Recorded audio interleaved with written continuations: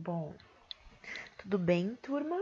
Hoje eu vou mostrar para vocês e resolver um pouquinho alguns exercícios sobre a teoria elementar dos conjuntos, assuntos que a gente tem falado nesse tempo. Bom, então, o primeiro exercício que a gente tem aqui, lembrando que todos os exercícios eles estão no livro do poliedro aqui, então o livro 1 aqui. Complete as sentenças a seguir de forma a torná-las verdadeiras. Utilize os símbolos. Aí aqui eu coloquei todos os símbolos, né, que eles estão falando. Aí aqui o símbolo do está em é um elemento de pertence a. Não está em não é um elemento de e não pertence a. Aí tem o símbolozinho do subconjunto que está contido em. Aí aqui não está contido e não é subconjunto de, e aí aqui o contém. Só deixa eu arrumar aqui uma coisa antes da gente começar, que é o contém, calma aí, o contém, e abaixo tem também tinha ou não contém, que é a mesma coisa, só que com o símbolo do traço. Tudo bem, mas vamos deixar assim mesmo. Nas respostas vai ter alguma coisa assim. Então tá. Primeiro, a gente tem aqui o número 5. Aqui a gente percebe que quando os conjuntos eles têm essas chaves, quando os números eles estão separados por essas chaves, significa que é um conjunto. Então, a gente tem 2, 3, 4, 5, 6 e 7. E aí, o que dá para perceber aqui quando a gente analisa? A gente consegue perceber que o 5, ele aparece aqui também, o número 5. Então, a gente observa, né? Isso daqui é um conjunto e a gente vê as opções que a gente tem, né? Dele. Então, eu sei que esse número 5, ele acaba estando. Então, tipo, é um elemento do conjunto que temos aqui do lado. Então, é a primeira afirmação, né? Porque elementos são todos os valores, objetos que tem dentro do conjunto. Então, tipo, dentro da nossa caixa, tudo que estiver dentro da caixa é um elemento. Então, é esta a primeira coisa. Agora, a gente vê aqui no segundo. Então, a gente já percebe que no B, a gente acaba percebendo que tem chaves e aqui eles estão o 7 e o 9. Então, a gente já sabe que isso daqui é um conjunto. E aí, aqui, nesse outro aqui, que também é um conjunto, porque tem as chaves, a gente sabe que tem 1, 2, 3, 4, 5, 6 e vai até o infinito. Então, o que dá pra gente perceber aqui? Isso daqui é um conjunto e isso daqui é outro conjunto. Aí aqui o conjunto 7, 9 e aqui vai o conjunto de 1 a infinito. A gente sabe, falando tipo como eles vão até o infinito positivo, a gente sabe que o 7 aparece aqui também e o 9 aparece aqui também.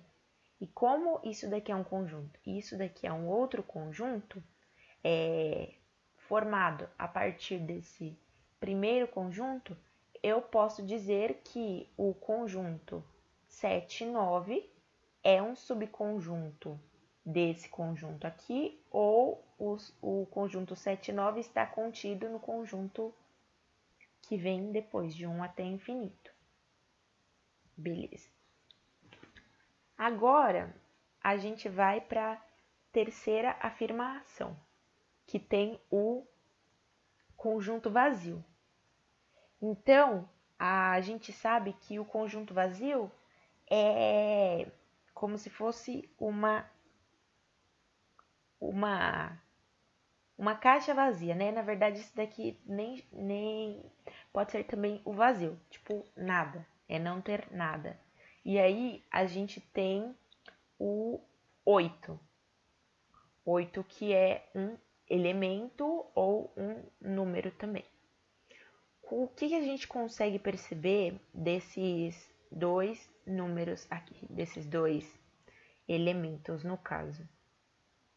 Tanto da parte do conjunto vazio, quanto da parte do 8, do elemento 8. Bom, a gente sabe que o conjunto vazio, ele não contém o 8, porque o conjunto vazio é um conjunto que não tem nada. Ah, aqui eu já tinha colocado. Aqui é o símbolo do não contém também. A gente sabe que ele não tem nada do conjunto vazio. Então, eu sei que se eu falar de um conjunto vazio, o número 8 não vai estar nele. Aqui também a gente tem o conjunto 5 e 7, e aí também eu tenho o conjunto 5, só com o número 5. Aí, a partir desses conjuntos, o que eu consigo perceber aqui, baseado nos símbolos aqui, e aqui eu coloquei no cantinho uma legenda para vocês, mas é bom vocês terem anotado isso em alguns lugares para não perder, porque as questões vão estar mais desse jeito. Então, aqui eu tenho está em, não está em, subconjunto,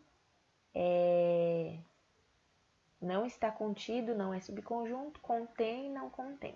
Então, eu consigo perceber que o conjunto 5 e 7 contém o conjunto 5, porque o conjunto 5 é subconjunto desse daqui. Então, esse daqui, o conjunto 5 e 7, contém o 5, conjunto 5. Agora, essa última questão aqui é um pouquinho diferente, só um pouquinho diferente, né? Porque ela tem o 7, e aí aqui não é um elemento do conjunto que a gente tem aqui. 5, 6, e aí aqui tem algum número que a gente não sabe, 8 e 9. Então, nesse caso aqui, como já não está na parte dos elementos, e a gente sabe que o 7 não está, a gente deixaria como um x, porque qualquer valor que tem aqui não vai ser o número 7. Então, o x aqui, então seria 5, 6x, 8 e 9, onde x é diferente de 7. Então, essas são as respostas da primeiro exercício. E aí, qualquer dúvida que vocês tiverem também, vocês podem me chamando no meio do caminho e tal. Agora, a gente vai para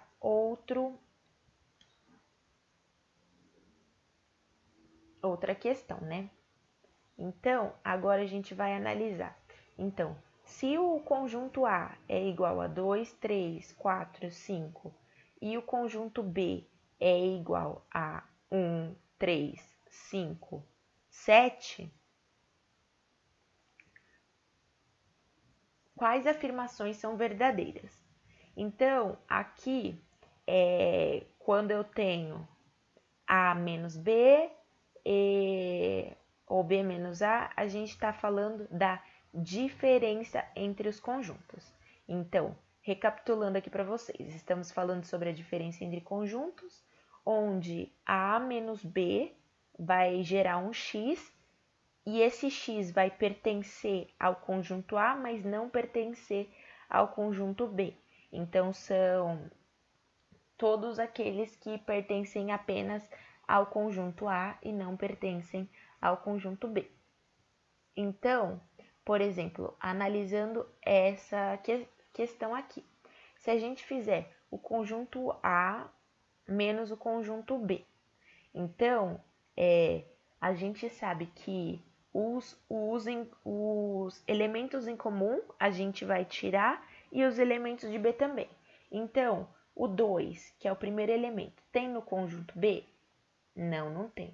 Então, a gente já sabe que a diferença entre A e B já tem o elemento 2 aqui.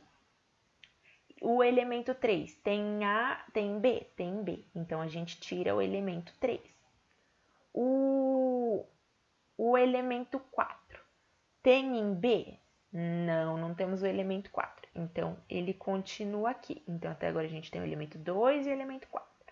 E o elemento 5 tem em B? Tem. Então, a gente tira também. O 7 só tem em B, e como a gente sabe, A menos B são só os elementos que estão em A, então a gente já tem aqui, que seria o 2 e o 4. Então, analisando aqui, A menos B, 1, 2, 4 e 7? Não. Aí aqui, esse daqui, 4 e 2, certo? Porque, no caso, 4 e 2 é a mesma coisa que o 2 e o 4, né? Quando a gente está falando de conjuntos. Porque a ordem deles não vai alterar o resultado que a gente tem, né? Os elementos que a gente tem. Agora, a gente analisando ao contrário, fazendo os elementos, o conjunto B menos o conjunto A. O elemento 1, a gente tem no conjunto A? Não, então fica aqui, já está na nossa resposta. O 3 a gente tem tanto em B quanto em A, então tira, então até agora tem só o elemento 1. O 5 também tem nos dois, então até agora continua sendo 1. E o 7 tem em B, mas não tem A, então tá certo. Então, o B menos o A, nesse caso aqui, ficaria 1 e 7. A gente tem alguma resposta de B menos A que fica 1 e 7? Não e não. Então, aqui a gente já pode dizer quais afirmações são verdadeiras, aqui a gente só tem uma, que é o C, que é a diferença entre os conjuntos A e B vai ser o conjunto formado pelos elementos 4 e 2 ou 2 e 4. Dá na mesma, nesse caso. Aqui a gente tem também outra questão, né, sobre isso. Então, dados os conjuntos A, que é 3, 6, 9, 12, 15, e B, que é 5, 10, 15, 20, 25 e 30, pode-se afirmar que A é subconjunto de B. E aí vamos recapitular de novo. O que significa subconjunto?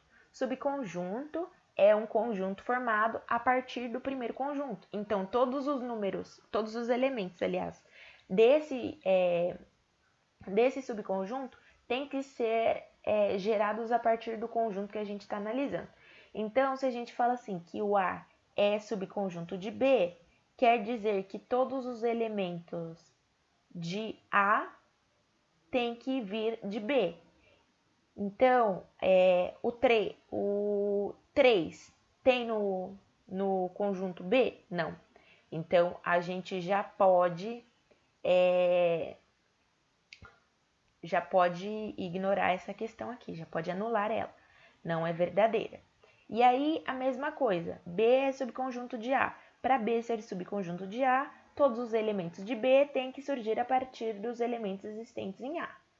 E B tem o 5, elemento 5, tem no conjunto A? Não. Então, a gente já pode anular essas duas questões. Então, a gente já sabe que A não é subconjunto de B e nem B é subconjunto de A. E aí, aqui também, a gente tem uma afirmação de que A e B são disjuntos. E aí, o que seriam os disjuntos? Disjuntos são aqueles elementos, né? Vou recapitular para vocês. Aqueles elementos que não possuem elementos em comum. Então, tipo assim, se eu for fazer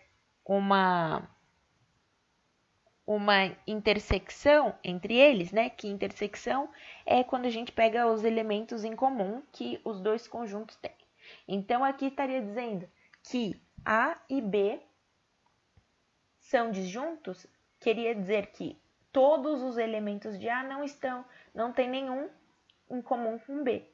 Só que, se a gente parar para observar aqui todos os elementos, a gente tem o 15, que é um elemento que está no conjunto A e no conjunto B. Então, a gente já anula essa questão aqui, porque eles não são disjuntos, porque tem pelo menos um elemento em comum. E aí, no D, que está falando assim, a intersecção não é vazia. Como eu falei para vocês, a intersecção entre dois conjuntos é formada pelos elementos em comum. Então, se A e B não são disjuntos, quer dizer que eles têm pelo menos um elemento em comum, que é o 15 que eu mostrei para vocês.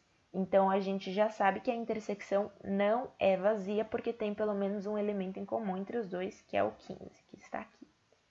E aí, aqui, eles estão falando também da diferença, né, entre A e B. Então, fala que a diferença entre A e B é o vazio. Mas a gente sabe que a diferença, na verdade, entre A e B seriam onde x pertence a A, mas x é diferente de B. Para que isso fosse vazio, todos os elementos de A teriam que ser iguais aos elementos de B para isso acontecer. Ou A não ter nenhum... basicamente, né? Todos os elementos de A teriam que estar contidos em B. Mas como a gente tem 3 que não tem 5, 6, 9 e 12 que não tem aqui no conjunto B, eu já posso dizer que a diferença entre A e B não vai ser o vazio. Nesse caso aqui, a diferença entre A e B vai ser 3, 6, 9 e 12, porque são os elementos contidos em A, mas não em B. Então, a gente tem que a nossa resposta é que a intersecção não é vazia. Bom, agora nós vamos para outra questão, que é uma questão que a gente começa a utilizar mais operações entre os conjuntos que a gente tem.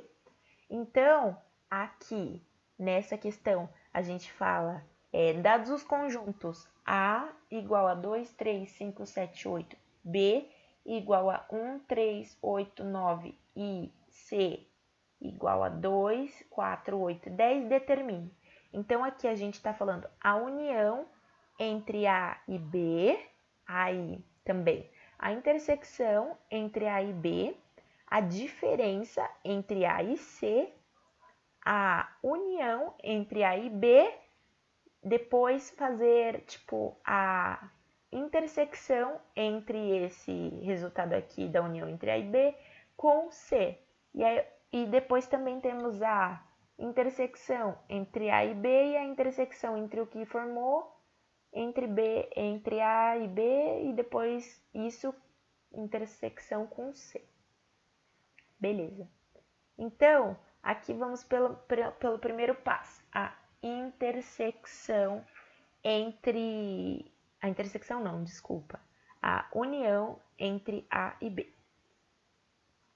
Bom, relembrando vocês um pouco sobre a união, eu sei que a união entre A e B gera um elemento x, onde x pertence a A ou x pertence a B, em que é uma união. Então, basicamente, todos os elementos pertencentes a A e todos os elementos pertencentes a B. Lembrando que se o elemento for em comum dos dois, estiver nos dois conjuntos, a gente coloca só uma vez, porque os conjuntos eles não têm elementos repetidos. Então tá.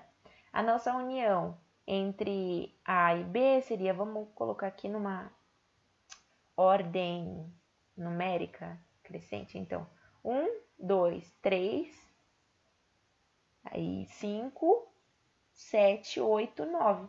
Essa é a união entre A e B. Então, 1, 2, 3, 5, 7, 8, 9, que são tanto os elementos de A quanto os elementos de B. Agora, a gente vai para a intersecção entre A e B. Lembrando vocês, o que é a intersecção? A intersecção entre A e B é igual a um elemento x, onde x pertence a A e x pertence a B. Então, para que seja resultado da intersecção, os dois conjuntos têm que ter esses números em comum, esses elementos em comum. Então, aqui a gente analisando o conjunto A, que tem 2, 3, 5, 7, 8, e o B, que tem 1, 3, 8 e 9. Então, eu vejo aqui que tem o 3, que está nos dois conjuntos, e também o 8, que está nos dois conjuntos. Então, eu posso dizer para vocês que a intersecção entre os conjuntos A e B gera um conjunto 3 e 8, que são os elementos em comum entre os dois.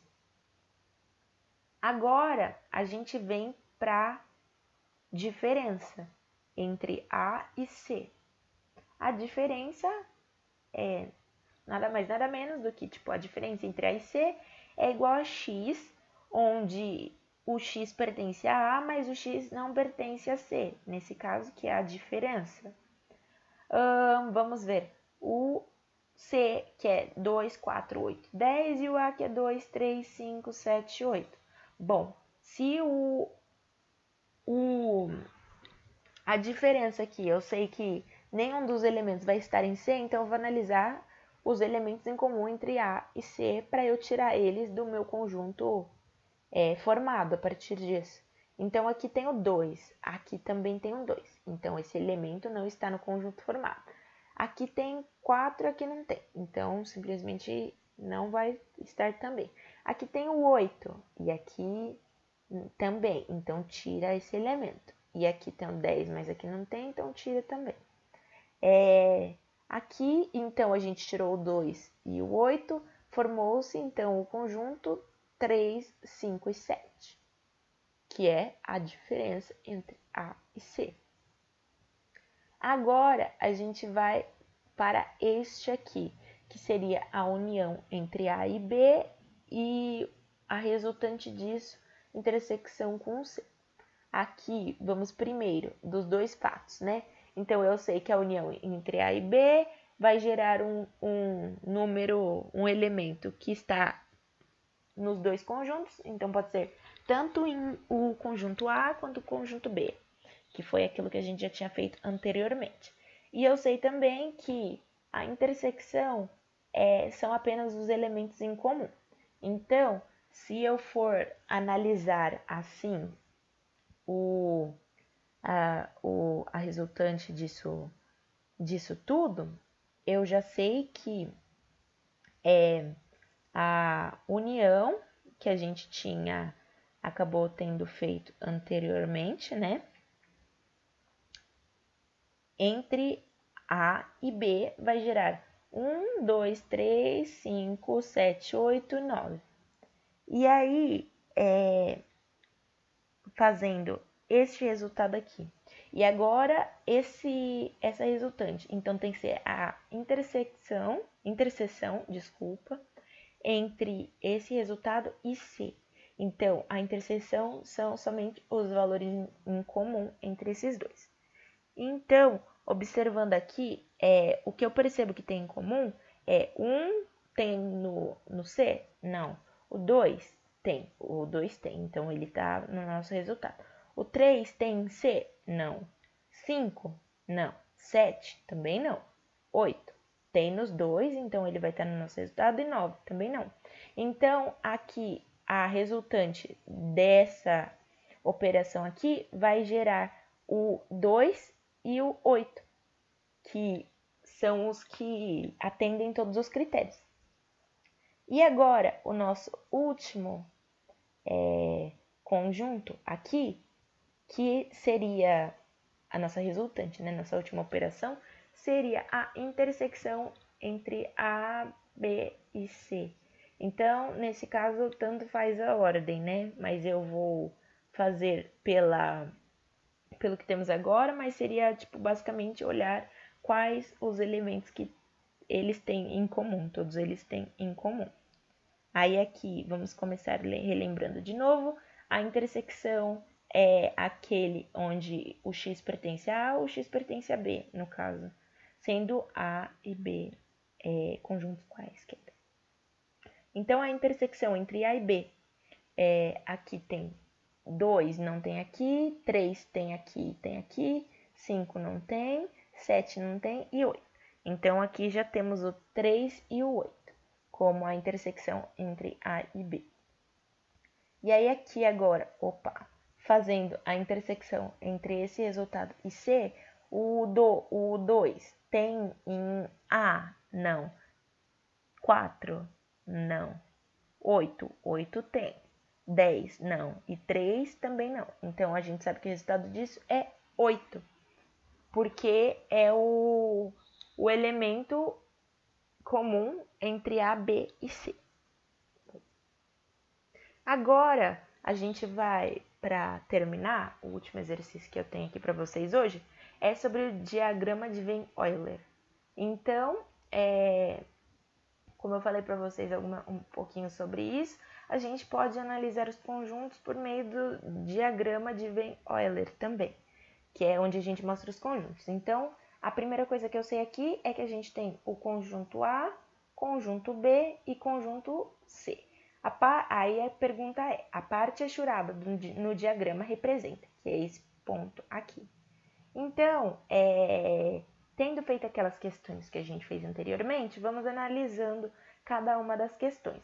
Então, aqui fala que a parte achurada é a união entre A e C menos B.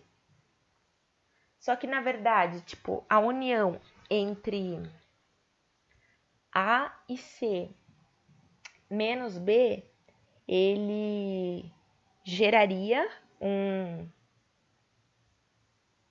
um conjunto que, primeiramente, né, a união entre A e C geraria um conjunto 100% pintado, né? Porque a união são elementos tanto em A quanto em B. Então, a gente teria tudo isso pintado aqui. E aí, falando da união entre A e C menos o B, então seria tudo isso desses dois elementos pintados menos a parte que está em B. Então, a gente pode dizer que não é verdade, porque a parte de B que está em A e C, na verdade, seria um negócio meio que assim, sem, a gente já pode dizer que não é verdade. Então, toda essa parte aqui teria que estar sem achura. Então, a primeira questão não é verdadeira. E aí aqui fala da intersecção entre B e C menos A. Então, a intersecção entre B e C faria com que eles tivessem uma parte em comum, que estaria aqui nesse pedaço aqui. E esse pedaço teria que estar achurado inicialmente. A intersecção entre B e C geraria uma parte achurada aqui, que é a intersecção entre os dois. Menos o A, então seria essa parte achurada menos a parte de A que está nesse momento. Então, teria que ser essa parte pintada menos essa parte aqui, que geraria essa parte aqui achurada. Então, não é verdade, só até aqui, né? Então, já podemos dizer que essa questão não é verdadeira. Bom, acabou dando pra ver minha resposta, mas tudo bem, né? Fazer o quê? Eu vou explicando para vocês todas elas, mesmo assim. Então, aí aqui a gente tem uma intersecção entre A e B. Então, pensando na intersecção, gera elementos em comum entre os dois. Então, aqui teria que ser achurado até aqui para a parte da interseção. Beleza. E aí, a gente faz a interseção menos a parte do conjunto C. Então, eu faço esta parte toda achurada menos a parte de C, que dá esse resultado achurado. Então, aqui a gente já sabe que a C é verdadeira. Mas aí eu vou mostrar para vocês também as outras questões, porque não são. Então, se a gente for fazer uma interseção entre A e C e depois uma união disso com B, primeira coisa que a gente tem aqui na interseção entre A e C seria este pedaço aqui, todo achurado. E aí, com a união seria todos os elementos desse conjunto aqui formado, mais todos os elementos de B. Então, seria B inteiro mais aqui, esse pedaço. Então, acaba não sendo verdade também, porque a achura está aqui. E aí, fazendo a interseção entre A e C menos B, então a interseção está aqui, menos B, geraria só esse pedaço achurado. Então, como o pedaço achurado não é esse, a gente pode já afirmar que todos estão erradas e a única correta é essa aqui mesmo. Bom, eu queria falar mais sobre isso mesmo hoje, fazer alguns exercícios para vocês entenderem um pouco como é que funciona o diagrama de Venn-Euler e alguns exercícios também para entenderem mais na prática como isso poderia cair. E aqui eu termino o capítulo 1 para vocês, logo eu vou colocar mais vídeos e coisas assim no canal e adicionar na playlist também. Então, muito obrigada pela atenção de vocês e até a próxima aula.